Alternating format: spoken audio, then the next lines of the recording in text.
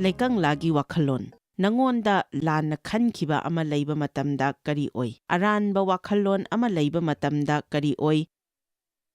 Mafam asida leiriba nakhoi ayambana. Mapung phaba wakhalon ama leinei haiba ai thazei. Adubu karigumba leitaba yauramlabadi makhoiga wari khara sanajage. Amen. Aikhoi khudingmakki Ishwarna thaurang taubi. Mahakki wahaida mahakna aikhoigidamak wasak kaya sakpi. Aikhoi khudingmakta mahakna madu leihanningi. Mi kharana wasakkibasingduda lei. Mi kharana leiba ngamde karigi. Israelgi mi singdagi aikhoi afaba khudam ama phangki. Makhoi Egypta minai oiduna leirami masi Ishwar yaudana. Papta hingbaga manai. Ishwarna makhoibu Egyptagi wasak piba lamduda puthokpirakhi. Ishwarna makhoibu pusin binabagidamak puthorakhibani adubu laikangla haiba mafam adudi makhoi chatpatakhi. Madu numit 13 lambini. Adubu numit 13 lambi asida makhoina chahi nifu jangki. Aikhoi loinamak Ishwarga chatminnaba khongchat ama lei. Nahak Ishwarga khongchat ama chatminnari haiba asi kana kana khangbibage. Adubu aina hainingbadi nahak nangi khongchat tugi kadai yaurabage. Nahak wasakki lamduda leiribara natraga laikanglagi mafam aduda koichat libra. Aduga madu oirabadi Israel masa singduna makhoigi khongchatta chaukhatpa watpadugi maral khudingmak makhoigi yeknabada sizinnakhiduna taudanaba yamna cheksinba tai. Amukka hanna haijage makhoina chaukhattabagi maral khudingmak makhoigi yeknabada taisinki. Masi laifattabana tauribani. Masi aikhoina chaurakpadugi mawongduni. Masi mi ataina fangliba khudongchaba adu aingonda fangdabagini. Nangna khangadabadi masi adunani adanani. Isagi daitya oirabadudi kanagumba amagi daitya adum oiduna lei. Makhoina madu Jebusite nani, Canaanite nani, Perizzite nani, Hivite nani, adunani hai. Adubu sahi kun muki mamangda Ishwar aingonda fongdokpikhi madu yeknabana natte. Makhoigi wakhalon nani. Aikhoigi wakhalon asi wakhaldagi lai aduga wakhaldagi wahaishu lai aduga nahakki wahai asi kayamna maru oibage haiba asi Bible dagi nahak khanglamgani. Thajabana thanba chindagi tholakpa wahi asi Saitangi mayokta leiba nahakki akanba khutlai amani. Mahakpu maithiba pinabagi lambidi wahai adu tamlagani ngangthoklagani wahaiduda thajaragani. Aduna nangna kari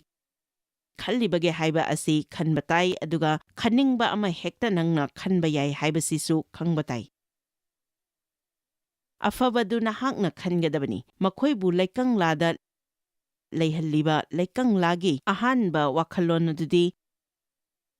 makhoigi tungi punsigidamak achumba mityeng amatta leikhide. Aranba ngakta leikhi. Makhoigi punsi adu makhoigi haukraba punsida ngakta yumpham oikhi. Ishwarna makhoida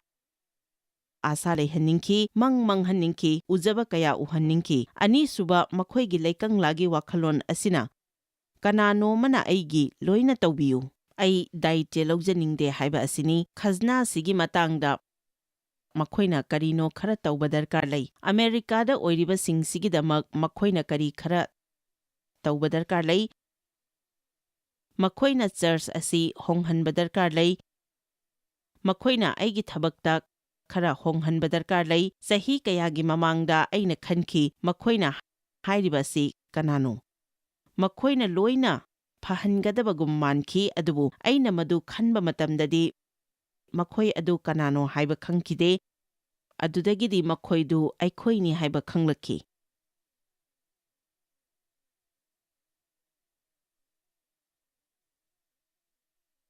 Nangi haksangda yadaba saru ama leiragadi aduga nangi ningthaugi maningduda amuktang ꯀꯥꯎꯕ ꯗꯔꯀꯥꯔ ꯂꯩꯔꯒꯗꯤ ꯃꯗꯨ ꯉꯁꯤ ꯅꯉꯣꯟꯗ ꯑꯩꯅ ꯄꯤꯅꯕꯒꯤꯗꯃꯛ ꯂꯩꯔꯤ ꯑꯗꯨꯅ ꯅꯍꯥꯛꯅ ꯌꯥꯝꯅ ꯊꯨꯅ ꯃꯁꯤꯗ ꯌꯥꯖꯗꯨꯅ ꯅꯪꯒꯤ ꯄꯨꯟꯁꯤꯗ ꯍꯣꯡꯗꯣꯛꯅꯕꯒꯤꯗꯃꯛ ꯋꯥꯔꯦꯞ ꯂꯧꯖꯔꯤꯈꯩ ꯑꯩꯈꯣꯏ ꯂꯣꯏꯅꯃꯛꯀꯤ ꯍꯦꯟꯅ ꯐꯕ ꯑꯣꯏꯒꯅꯤ ꯑꯗꯨꯒ ꯅꯍꯥꯛꯅ ꯈꯔ ꯊꯨꯅ ꯇꯧꯕꯤꯔꯒꯗꯤ ꯉꯁꯤ ꯄꯣꯏꯟꯠ 3ꯃꯛ ꯂꯣꯏꯅ ꯇꯧꯕ ꯉꯝꯖꯒꯅꯤ ꯑꯗꯨꯅ ꯑꯩꯈꯣꯏ ꯑꯅꯤ ꯃꯈꯣꯏ ꯍꯥꯏꯔꯤꯕ ꯑꯁꯤ ꯑꯩꯈꯣꯏꯒꯤ ꯄꯨꯟꯁꯤꯒꯤ ꯈꯨꯗꯤꯡꯃꯛ ꯐꯍꯟꯒꯗꯕ ꯀꯔꯤꯒꯨꯝꯕ ꯑꯃ ꯅꯠꯇꯦ ꯅꯪꯒꯤ ꯐꯠꯇꯕ ꯂꯨꯍꯣꯡꯕ ꯑꯃ ꯂꯩꯔꯕꯗꯤ ꯅꯍꯥꯛ ꯀꯔꯤꯒꯨꯝꯕ ꯈꯔ ꯇꯧꯒꯦ ꯍꯥꯏꯕ ꯑꯗꯨ ꯅꯪꯉꯣꯟꯗ ꯐꯥꯎꯈ꯭ꯔꯕ꯭ꯔꯥ ꯑꯐꯕ ꯃꯔꯨ ꯍꯨꯜꯂꯒ ꯅꯍꯥꯛ ꯀꯔꯤꯒꯤ ꯍꯧꯗ꯭ꯔꯤꯕꯅꯣ ꯅꯪꯒꯤ ꯁꯔꯨꯛ ꯑꯗꯨ ꯇꯧ ꯑꯆꯨꯝꯕ ꯑꯗꯨ ꯇꯧ ꯑꯇꯣꯞꯄ ꯃꯤꯗꯨꯅ ꯇꯧꯅꯤꯡꯕ ꯇꯧꯖꯁꯅꯨ ꯍꯧꯖꯤꯛꯇꯤ ꯅꯍꯥꯛ ꯏꯁ꯭ꯋꯔꯗ ꯀꯔꯤꯅꯣ ꯑꯃ ꯇꯧꯅꯕ ꯄꯤꯔꯤꯕꯅꯤ ꯑꯃꯦꯟ ꯀꯅꯥꯅꯣ ꯑꯃꯅ ꯀꯔꯤꯅꯣ ꯑꯃ ꯑꯗꯨꯝ ꯇꯧꯕꯤꯕ ꯑꯗꯨ ꯑꯩꯈꯣꯏ ꯄꯥꯝꯃꯤ ꯃꯈꯣꯏꯒꯤ ꯋꯥꯈꯜꯂꯣꯟꯗꯨꯗꯤ ꯑꯩ ꯃꯗꯨ ꯇꯧꯅꯤꯡꯗꯦ ꯅꯪ ꯇꯧ ꯀꯅꯥꯅꯣ ꯑꯃꯅ ꯇꯧꯕꯤꯌꯨ ꯑꯩ ꯅꯨꯡꯉꯥꯏꯕ ꯄꯨꯟꯁꯤ ꯑꯃ ꯄꯥꯝꯃꯤ ꯑꯗꯨꯕꯨ ꯅꯨꯡꯉꯥꯏꯕ ꯄꯨꯟꯁꯤ ꯑꯗꯨ ꯐꯪꯅꯕꯒꯤꯗꯃꯛ ꯑꯩ ꯀꯔꯤꯁꯨ ꯇꯧꯅꯤꯡꯗꯦ ꯃꯁꯤꯕꯨꯅꯤ ꯊꯧꯑꯣꯏꯗꯕ ꯄꯨꯛꯅꯤꯡ ꯆꯪꯗꯕ ꯍꯥꯏꯕ ꯑꯁꯤ ꯑꯐꯕ ꯑꯃ ꯊꯣꯛꯄꯗꯤ ꯄꯥꯝꯃꯤ ꯑꯗꯨꯕꯨ ꯃꯗꯨ ꯑꯣꯏꯔꯛꯄ ꯑꯗꯨ ꯐꯝꯃꯒ ꯌꯦꯡꯗꯨꯅ ꯂꯩꯒꯅꯤ ꯑꯩꯈꯣꯏ ꯗꯥꯏꯠ ꯂꯧꯕ ꯗꯔꯀꯥꯔ ꯂꯩ ꯗꯥꯏꯠ ꯂꯧꯕ ꯍꯥꯏꯕ ꯑꯁꯤ ꯉꯁꯤꯗꯤ ꯑꯩꯈꯣꯏꯒꯤ ꯁꯃꯥꯖ ꯑꯁꯤꯗ ꯃꯃꯤꯡ ꯆꯠꯇ꯭ꯔꯦ ꯑꯩꯈꯣꯏꯅ ꯉꯁꯤ ꯊꯦꯡꯅꯔꯤꯕ ꯁꯃꯥꯖ ꯃꯌꯥꯝ ꯑꯃꯗꯤ ꯀꯅꯥꯒꯨꯝꯕ ꯑꯃꯅ ꯗꯥꯏꯠ ꯂꯧꯕ ꯄꯥꯝꯗꯕꯒꯤꯅꯤ ꯗꯥꯏꯠ ꯂꯧꯗꯅꯕꯒꯤꯗꯃꯛ ꯏꯁ꯭ꯋꯔꯅ ꯑꯩꯈꯣꯏꯕꯨ ꯁꯦꯝꯈꯤꯕ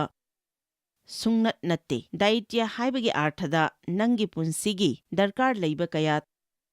ꯇꯧꯕ ꯉꯝꯅꯕꯒꯤꯗꯃꯛ ꯏꯁ꯭ꯋꯔꯅ ꯄꯤꯕꯤꯕ ꯑꯉꯝꯕ ꯑꯗꯨꯗ ꯄꯥꯎꯈꯨꯝ ꯄꯤꯕꯗꯨꯅꯤ ꯅꯪꯒꯤ ꯑꯉꯝꯕ ꯂꯩ ꯏꯁ꯭ꯋꯔꯅ ꯅꯪꯉꯣꯟꯗ ꯑꯉꯝꯕ ꯄꯤꯕꯤ ꯗꯥꯏꯠ ꯂꯧꯕ ꯍꯥꯏꯕꯗꯤ ꯅꯪꯒꯤ ꯃꯥꯡꯗ ꯂꯩꯔꯤꯕ ꯈꯨꯗꯣꯡꯆꯥꯕꯗꯨꯗ ꯈꯨꯠ ꯇꯤꯡꯊꯣꯛꯄꯗꯨꯅꯤ ꯏꯁ꯭ꯋꯔꯅ ꯑꯕ꯭ꯔꯥꯍꯝ ꯂꯥꯛꯈꯤꯕ ꯑꯗꯨ ꯑꯩ ꯑꯗꯨꯝ ꯄꯟꯅꯤꯡꯉꯤ ꯃꯍꯥꯛꯀ ꯋꯥꯔꯦꯞꯅꯕ ꯌꯥꯕ ꯅꯨꯄꯥ ꯑꯃ ꯃꯍꯥꯛꯅ ꯐꯪꯈꯤ ꯑꯗꯨꯒ ꯋꯥꯔꯦꯞꯅꯕ ꯑꯗꯨꯗꯒꯤ ꯂꯥꯛꯀꯗꯧꯔꯤꯕ ꯃꯤꯔꯣꯜ ꯈꯨꯗꯤꯡꯃꯛꯇ ꯕꯣꯔ ꯄꯨꯕꯤꯔꯛꯈꯤ ꯃꯍꯥꯛꯅ ꯃꯉꯣꯟꯗ ꯍꯥꯏꯈꯤ ꯅꯍꯥꯛꯅ ꯃꯐꯝ ꯑꯁꯤ ꯊꯥꯗꯣꯛꯂꯝꯕ ꯇꯥꯏ ꯑꯗꯨꯒ ꯑꯩꯅ ꯎꯠꯄꯤꯒꯗꯧꯔꯤꯕ ꯃꯐꯝ ꯑꯗꯨꯗ ꯆꯠꯄ ꯇꯥꯏ ꯃꯍꯥꯛꯅ ꯂꯩꯔꯤꯕ ꯄꯨꯝꯆꯥꯏ ꯆꯥꯏꯕ ꯑꯗꯨꯗꯒꯤ ꯍꯧꯒꯠꯄ ꯇꯥꯈꯤ ꯑꯗꯨꯒꯤ ꯃꯥꯡꯗ ꯆꯥꯎꯈꯠꯄ ꯇꯥꯈꯤ ꯑꯗꯨꯕꯨ ꯃꯁꯤꯒꯤ ꯈꯨꯗꯣꯡꯆꯥꯕ ꯑꯁꯤ ꯄꯤꯈꯤꯕ ꯑꯁꯤ ꯑꯕ꯭ꯔꯥꯍꯝ ꯈꯛꯇꯗꯗꯤ ꯅꯠꯇꯦ ꯏꯁ꯭ꯋꯔꯅ ꯇꯧꯍꯟꯅꯤꯡꯈꯤꯕꯁꯤꯡ ꯑꯗꯨ ꯇꯧꯅꯅꯕ ꯀꯅꯥꯒꯨꯝꯕ ꯑꯃ ꯊꯤꯕꯗ ꯏꯁ꯭ꯋꯔꯅ ꯃꯤ ꯀꯌꯥ ꯌꯥꯝꯅ ꯊꯦꯡꯅꯈꯤꯕꯒꯦ ꯑꯩ ꯈꯪꯗꯦ ꯑꯗꯨꯅꯅꯤ ꯑꯩꯅ ꯑꯗꯨꯝ ꯍꯥꯏꯔꯤꯕ ꯑꯁꯤ ꯑꯩꯈꯣꯏꯅ ꯑꯣꯐꯔꯤꯡ ꯄꯤꯕꯁꯤꯁꯨ ꯈꯨꯗꯣꯡꯆꯥꯕ ꯑꯃꯅꯤ ꯍꯥꯏꯅ ꯇꯤꯚꯤꯗ ꯌꯦꯡꯂꯤꯕ ꯃꯤꯁꯤꯡꯗꯁꯨ ꯑꯩ ꯍꯥꯏꯖꯔꯤ ꯄꯤꯕ ꯍꯥꯏꯕ ꯑꯁꯤ ꯈꯨꯗꯣꯡꯆꯥꯕ ꯑꯃꯅꯤ ꯃꯁꯤ ꯑꯩꯒꯤ ꯊꯃꯣꯏ ꯄꯨꯝꯕꯅ ꯊꯥꯖꯩ ꯅꯍꯥꯛꯅ ꯃꯗꯨ ꯀꯟꯕꯤꯕ ꯐꯪꯅꯕꯒꯤꯗꯃꯛ ꯄꯤꯕ ꯅꯠꯇꯦ ꯑꯗꯨꯕꯨ ꯈꯨꯗꯣꯡꯆꯥꯕ ꯑꯃꯅꯤ ꯀꯔꯝ ꯍꯥꯏꯅ ꯄꯤꯒꯗꯒꯦ ꯍꯥꯏꯕ ꯑꯁꯤ ꯇꯝꯗ꯭ꯔꯒꯗꯤ ꯃꯤꯁꯤꯡꯅ ꯕꯣꯔ ꯀꯌꯥꯝ ꯑꯃ ꯐꯪꯖꯔꯣꯏ ꯃꯔꯝꯗꯤ ꯅꯪꯅ ꯍꯨꯟꯕ ꯑꯗꯨ ꯅꯪꯅ ꯂꯣꯛꯏ ꯍꯥꯏꯅ ꯕꯥꯏꯕꯜꯅ ꯍꯥꯏ ꯃꯁꯤ ꯈꯨꯗꯣꯡꯆꯥꯕ ꯑꯃꯅꯤ ꯅꯍꯥꯛꯅ ꯃꯗꯨ ꯇꯧꯗ꯭ꯔꯒꯗꯤ ꯏꯁ꯭ꯋꯔꯅ ꯀꯅꯥꯒꯨꯝꯕ ꯑꯃ ꯊꯤꯒꯅꯤ ꯑꯗꯨꯕꯨ ꯑꯩꯉꯣꯟꯗ ꯈꯨꯗꯣꯡꯆꯥꯕ ꯑꯗꯨ ꯆꯅꯤꯔꯛ ꯍꯦꯟꯅ ꯂꯥꯛꯂꯒ ꯑꯩꯅ ꯗꯥꯏꯠ ꯂꯧꯅꯤꯡꯗꯕꯗꯒꯤ ꯇꯣꯛꯍꯧꯗꯨꯅ ꯑꯩꯅ ꯐꯪꯐꯝ ꯊꯣꯛꯄ ꯕꯣꯔ ꯑꯗꯨ ꯃꯤꯅ ꯑꯣꯏꯅ ꯐꯪꯈꯤꯕ ꯑꯗꯨ ꯑꯩ ꯄꯥꯝꯖꯗꯦ ꯃꯌꯥꯝ ꯑꯃ ꯀꯧꯏ ꯈꯔꯈꯛ ꯈꯜꯂꯤ ꯃꯁꯤ ꯌꯥꯝꯅ ꯐꯖꯕ ꯋꯥꯍꯩꯅꯤ ꯃꯁꯤꯒꯤ ꯑꯥꯔꯊ ꯑꯁꯤ ꯀꯔꯤꯅꯣ ꯃꯤ ꯑꯃꯅ ꯍꯥꯏꯈꯤꯕ ꯇꯥꯏ ꯃꯤ ꯃꯌꯥꯝ ꯑꯃ ꯀꯧꯏ ꯑꯗꯨꯕꯨ ꯀꯧꯔꯤꯕ ꯑꯗꯨꯒꯤ ꯗꯥꯏꯠꯌꯗꯤ ꯃꯤ ꯃꯌꯥꯝ ꯑꯃꯅ ꯂꯧꯅꯤꯡꯗꯦ ꯁꯨꯗꯅ ꯍꯣꯠꯅꯗꯅ ꯀꯠꯊꯣꯛꯄ ꯌꯥꯎꯗꯅ ꯏꯁ꯭ꯋꯔꯅ ꯇꯧꯍꯟꯅꯤꯡꯉꯤꯕ ꯁꯔꯨꯛ ꯑꯗꯨ ꯇꯧꯗꯅ ꯅꯪꯒꯤ ꯄꯨꯟꯁꯤꯗ ꯑꯆꯧꯕ ꯑꯣꯏꯕ ꯉꯝꯂꯣꯏ ꯑꯗꯨꯒ ꯏꯁ꯭ꯔꯥꯌꯦꯜ ꯃꯆꯥꯁꯤꯡꯗꯨꯅ ꯃꯐꯝ ꯑꯗꯨꯗ ꯂꯥꯛꯑꯦ ꯑꯗꯨꯒ murum ꯁꯣꯟꯈꯤ saurang merang tauki khudingmak Moses amasung Ishwarda taisinki makhoigi amatta oikhide khudong zaba adu phangkiba asi Mosesna ahanba natte mahakki mapana khudong zaba adu ahanbada phangki Maihaurongi Taramatoigi Kuntramathoi yengsi Terana mahakki machanupa Abraham amadi Harana Poklamba masunupa Lot amadi mahakki mamongnupi Sarai haibadi machanupa Abrahamgi nupiga loinana Kaldim singi lam ur thadoktuna Kanan kauba lam aduda chatlammi adubu makhoina Haran yauraba matungda adubu Masigi wahai asi achauba samasya amani ai masi hairoidabani haiba ai khangi adubu ai sumaina tauroidabani haiba khangi adubu ai masi saroidabani khangi adubu ai khangi ngak pigadabani haiba adubu aduga sengna hairabada mi singna pamnabagi matung inna asigumba makhalgi para tamba asi aikhoi yamna darkar lei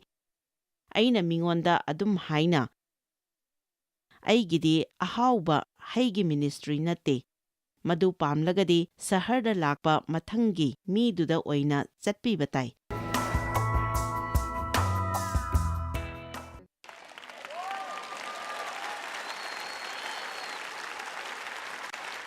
maramdi aigidi hangam chujak carrot dasakusukumbani amukka yengsi adubu makhoina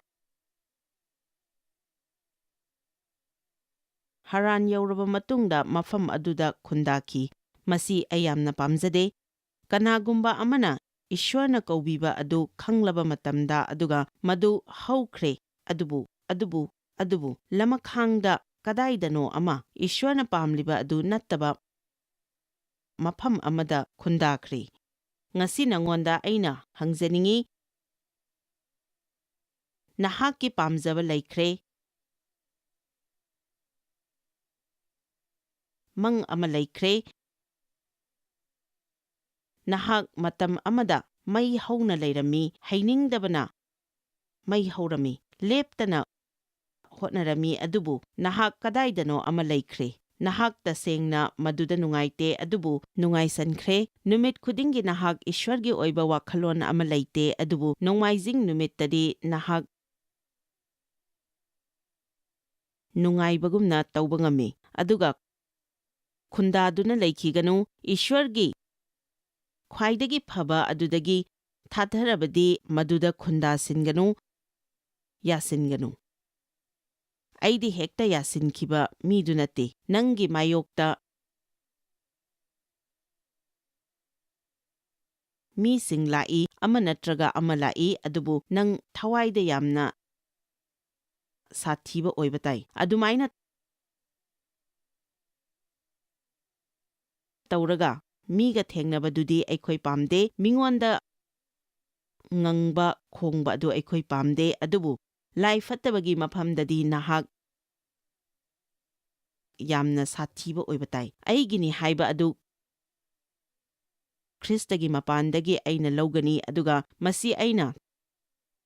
thadok haiba adu oigadabani aduga lai fattaba nangna aingonda nganglakpa matamda aina su nangonda handuna ngangshingani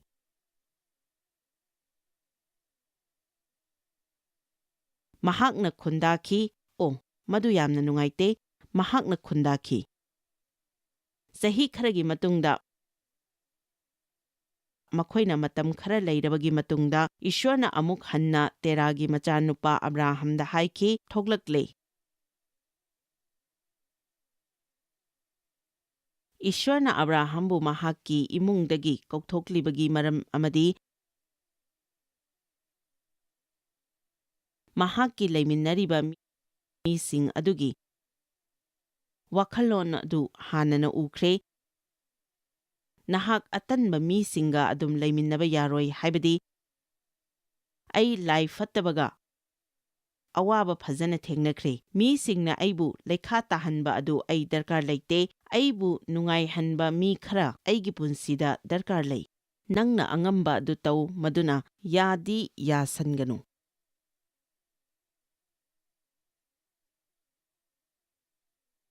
nangna angamba adu tau aduga nangna ngamdaba adu ishwarna tawbigani ishwarna aikhoi adum yawhalliba asi karigino ai khangde adubu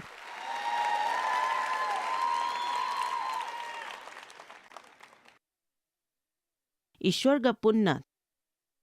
tawminnanabagidamak karigumba kharadi leiramgani Mosesna Red Sea da lakpa matamda Israelgi mi singsu leirami Egyptki lanmina tanaraklami aduga mangdana Red Sea leirami aduga Ishwarna Red Sea adu khaidoknaba sem sarami adubu mahakna Mosesta haiki nangi seisu adu tingthou aikhoi loina khangi madudi seisu adu tingthoktrabasu Ishwarna madu tauba ngami haiba adu madudi karisu nate khudam amagi wani thazabagi khongthangni thazabagi khongthang amakhakni Moses ti maduda apangba khitang phauramgani khalli adubu mahakna angamba adu mahak tawki aduga mahakna ngamdaba aduna Ishwarna tawbiki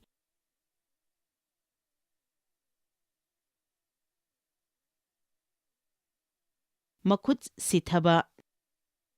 nupa adugi matangda ai khara khanthaniŋi madugi arthadi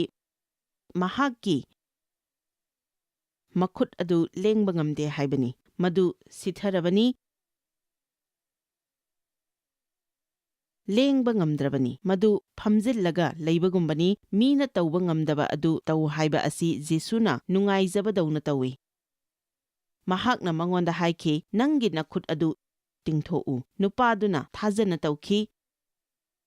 Jesuna mangonda taw haiba adu mahak tawba ngamni haiba asi mahak khangdragasu karigumba amana mahakpu thaugatki mahakna madu tawki aduga mahakna angamba adu mahakna hek tawbaga mahakna ngamdaba adu Jesuna tawbiki aigi punsidasu mayam ama thengnaki aina ngambadi khitangkhak sahi ahum makhaimuki mamangda ai tawba hauki madu aigidamaktadi khongchat amani maramdi aina chahi humpu mari sudri phawba aina tawkhide aduga madu ataiga kharadi manadaba mawongni adubu madudi Ishwarna aingonda chahi kaya ngangbidabagi wanate yamna sengna aina tawningkhide aduna tawdanaba maram maudra mapan aina piduna lakhi aroibadadi aina madu tawba takhi aina aigi punsigi lemhauriba saruk adu kanba pamlabadi amadi Ishwarna tawhanningliba adu tawge hairabadi ai madu tawba takhi marakta ai isana isabu sokhanjakre maramdi ai yamna sathiba ama oiki aduga makhoina piba sajel dukhak natana Joyce ki sajel haina kaunaraba adusu tawki haibadi aina saharda natraga kadaidano ama chatpada ai tawgani madu tawgani marakta ai isana isabu sokhanjakre khwang naba amasu thokre thabak yamna tawbagi natte adubu masige akanba platform asida khutning awangba tongduna sahi kuntra chatlaklabanina adubu aigi khongup hongdokle haiba adu nahakna uramlagani nungaiba chawkri amasu leire mamang haptada ai gymda leiba matamda aigi khwangdu phakre lengjum khuning khwang loina phakre aina hek hek tawba araiba sajel ama tawnaba chatki adubu loisinba ngamkhidre aduga aina aigi coachta haiki ai nangonda karino amata haige aina lengba ngamba asi aigi khunaubi si khaktang oirabasu aina masigi gym sida leigani aduga yengu ꯃꯁꯤ ꯑꯩꯅ ꯃꯍꯥꯛꯀꯤꯗꯃꯛ ꯍꯥꯏꯕ ꯅꯠꯇꯦ, ꯑꯩꯅ ꯃꯁꯤ ꯂꯥꯏ ꯐꯠꯇꯕꯒꯤꯗꯃꯛ ꯍꯥꯏꯔꯤꯕꯅꯤ꯫ ꯑꯩꯒꯤ ꯊꯋꯥꯏꯗ ꯌꯥꯝꯅ ꯁꯥꯊꯤꯕ ꯍꯥꯏꯕ ꯑꯗꯨ ꯃꯉꯣꯟꯗ ꯈꯪꯍꯟꯅꯕꯒꯤꯗꯃꯛ ꯍꯥꯏꯔꯤꯕꯅꯤ꯫ ꯑꯗꯨꯒ ꯑꯩꯅ ꯃꯁꯤ ꯇꯣꯛꯊꯣꯛꯂꯣꯏ꯫ ꯑꯃꯦꯟ꯫ ꯃꯃꯤꯠ ꯇꯥꯡꯕ ꯅꯨꯄꯥ ꯑꯃꯈꯛ ꯂꯩꯔꯝꯃꯤ꯫ ꯃꯃꯤꯠ ꯇꯥꯡꯕ ꯍꯥꯏꯕꯗꯤ ꯀꯔꯤꯃꯠꯇ ꯎꯕ ꯉꯝꯗ꯭ꯔꯦ ꯍꯥꯏꯕꯅꯤ꯫ ꯑꯗꯨꯒ ꯃꯗꯨ ꯐꯅꯕꯒꯤꯗꯃꯛ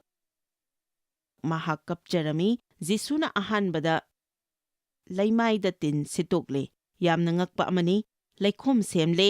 ꯌꯥꯝꯅ ꯉꯛꯏ ꯍꯧꯖꯤꯛꯁꯨ꯫ ꯑꯗꯨꯒ ꯅꯨꯄꯥꯗꯨꯗ ꯇꯩꯕꯤꯔꯝꯃꯤ꯫ ꯃꯤꯅ ꯇꯧꯅꯗꯕ ꯑꯃꯅꯤ꯫ ꯑꯗꯨꯒ ꯍꯥꯏꯈꯤ, ꯍꯧꯖꯤꯛꯇꯤ ꯆꯠꯂꯣ ꯑꯗꯨꯒ ꯄꯨꯈ꯭ꯔꯤ ꯑꯗꯨꯗ ꯅꯃꯥꯏ ꯇꯥꯊꯣꯛꯂꯨꯔꯣ꯫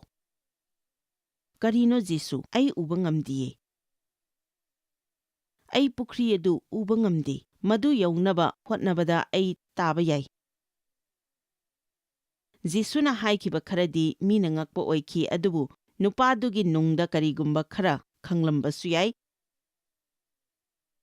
ꯃꯍꯥꯛꯅ ꯄꯨꯈ꯭ꯔꯤꯗꯨꯒꯤ ꯃꯥꯏꯀꯩꯗ ꯆꯠꯇꯨꯅ ꯃꯗꯨ ꯇꯧꯈꯤ, ꯑꯗꯨꯕꯨ ꯃꯍꯥꯛ ꯎꯔꯒ ꯍꯜꯂꯛꯈꯤ꯫ ꯃꯁꯤ ꯈꯛꯇꯅꯤ ꯑꯩꯅ ꯈꯪꯕ꯫ ꯑꯃꯦꯟ꯫ ꯃꯣꯖꯦꯁꯅ ꯊꯥꯗꯣꯛꯂꯝꯕ ꯊꯕꯛ ꯑꯗꯨ ꯇꯧꯅꯕꯒꯤꯗꯃꯛ ꯏꯁ꯭ꯋꯔꯅ ꯖꯣꯁꯨꯋꯥꯕꯨ ꯈꯟꯒꯠꯈꯤ꯫ ꯃꯣꯖꯦꯁ ꯁꯤꯔꯕ ꯃꯇꯨꯡꯗ ꯃꯍꯥꯛꯀꯤꯗꯃꯛ ꯀꯞꯇꯨꯅ ꯅꯨꯃꯤꯠ 30 ꯂꯦꯟꯈꯤ꯫ ꯃꯗꯨ ꯃꯇꯝꯗꯨꯒꯤ ꯅꯤꯌꯝꯅꯤ꯫ ꯃꯈꯣꯏꯒꯤ ꯀꯥꯏꯅꯈ꯭ꯔꯕ ꯑꯗꯨꯒꯤꯗꯃꯛ ꯅꯨꯃꯤꯠ 30 ꯀꯞꯅꯕ ꯃꯇꯝ ꯄꯤꯈꯤ꯫ ꯑꯗꯨꯗꯒꯤꯗꯤ ꯃꯈꯣꯏꯅ ꯃꯈꯥ ꯇꯥꯅ ꯆꯠꯄ ꯑꯗꯨ ꯏꯁ꯭ꯋꯔꯅ ꯗꯔꯀꯥꯔ ꯂꯩꯈꯤ꯫ ꯃꯁꯤ ꯇꯥꯕꯗ ꯈꯤꯇꯪ ꯀꯜꯂꯝꯕꯗꯤ ꯌꯥꯏ, ꯑꯗꯨꯕꯨ ꯅꯍꯥꯛꯅ ꯀꯞꯅꯕꯒꯤ ꯃꯇꯝ ꯂꯩ ꯑꯗꯨꯒ ꯆꯠꯄꯒꯤ ꯃꯇꯝꯁꯨ ꯂꯩ꯫ ꯅꯍꯥꯛꯅ ꯁꯨꯡꯇꯧ ꯇꯧꯕ ꯉꯝꯂꯣꯏꯗꯕ ꯀꯔꯤꯒꯨꯝꯕ ꯑꯃꯒꯤꯗꯃꯛ ꯅꯍꯥꯛ ꯄꯨꯟꯁꯤ ꯆꯨꯞꯄ ꯀꯞꯇꯨꯅ ꯂꯩꯔꯣꯏꯗꯕꯅꯤ꯫ ꯃꯗꯨ ꯃꯌꯥꯝꯗꯨ ꯐꯅꯕꯒꯤꯗꯃꯛ ꯅꯍꯥꯛꯀꯤ ꯃꯇꯝ ꯈꯔꯗꯪ ꯂꯩ꯫ ꯃꯥꯡꯕ ꯍꯥꯏꯕ ꯑꯁꯤ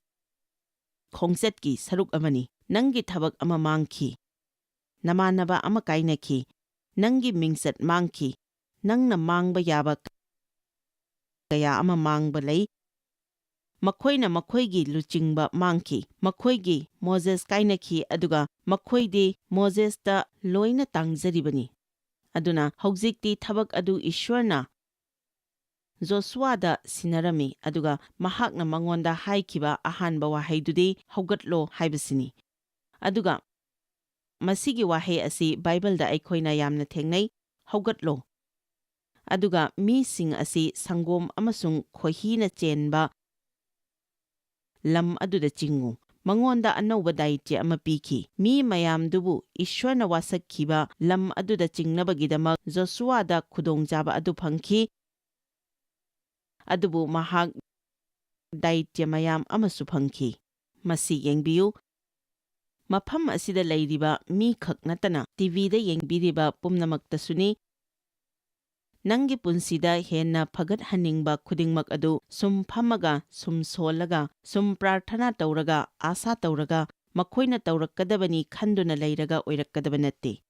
ꯅꯪꯅ ꯏꯁ꯭ꯋꯔ, ꯑꯩ ꯍꯣꯡꯕ ꯄꯥꯝꯃꯤ, ꯑꯩꯉꯣꯟꯗ ꯅꯍꯥꯛꯅ ꯇꯧꯍꯟꯅꯤꯡꯕ ꯀꯔꯤꯒꯨꯝꯕ ꯈꯔ ꯂꯩꯔꯕꯗꯤ ꯑꯩꯉꯣꯟꯗ ꯎꯠꯄꯤꯌꯨ, ꯃꯗꯨ ꯇꯧꯅꯕ ꯊꯧꯖꯥꯜꯗꯨꯁꯨ ꯄꯤꯕꯤꯌꯨ ꯍꯥꯏꯅ ꯄ꯭ꯔꯥꯔꯊꯅꯥ ꯇꯧꯖꯕ ꯇꯥꯏ꯫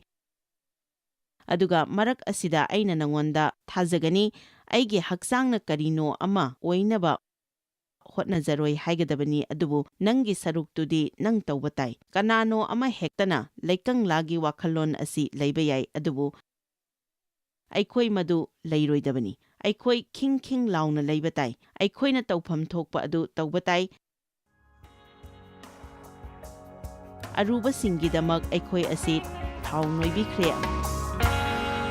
ꯂꯩꯀꯪꯂꯥꯒꯤ ꯋꯥꯈꯜꯂꯣꯟ ꯑꯁꯤ ꯂꯩꯕ ꯌꯥꯏ, ꯑꯗꯨꯕు ꯑꯩꯈꯣꯏ ꯃꯗꯨ ꯂꯩꯔꯣꯏꯗꯕꯅꯤ꯫ ꯑꯩꯈꯣꯏ ꯈꯤꯡ ꯈꯤꯡ लाउꯅ ꯂꯩꯕ ꯇꯥꯏ꯫ ꯑꯩꯈꯣꯏꯅ ꯇꯧꯐꯝ ꯊꯣꯛꯄ ꯑꯗꯨ ꯇꯧꯕ ꯇꯥꯏ꯫ ꯑꯔꯨꯕꯁꯤꯡꯒꯤꯗꯃꯛ ꯑꯩꯈꯣꯏ ꯑꯁꯤ ꯊꯥꯎ ꯅꯣꯏꯕꯤꯈ꯭ꯔꯦ ꯑꯃꯗꯤ ꯈꯨꯗꯤꯡꯃꯛ ꯂꯣꯏꯅ ꯂꯥꯏꯕ ꯑꯣꯏꯔꯣꯏ ꯍꯥꯏꯕ ꯑꯁꯤ ꯈꯪꯕꯒ ꯂꯣꯏꯅꯅ ꯑꯩꯈꯣꯏ ꯃꯗꯨ ꯇꯧꯕ ꯉꯝꯒꯅꯤ꯫ ꯑꯩꯕꯨ ꯄꯥꯡꯒꯜ ꯍꯥꯞꯄꯤꯔꯤꯕ ꯈ꯭ꯔꯤꯁꯇꯒꯤ ꯃꯄꯥꯟꯗꯒꯤ ꯑꯩꯅ ꯃꯌꯥꯝꯕꯨ ꯅꯨꯡꯁꯤꯖꯩ꯫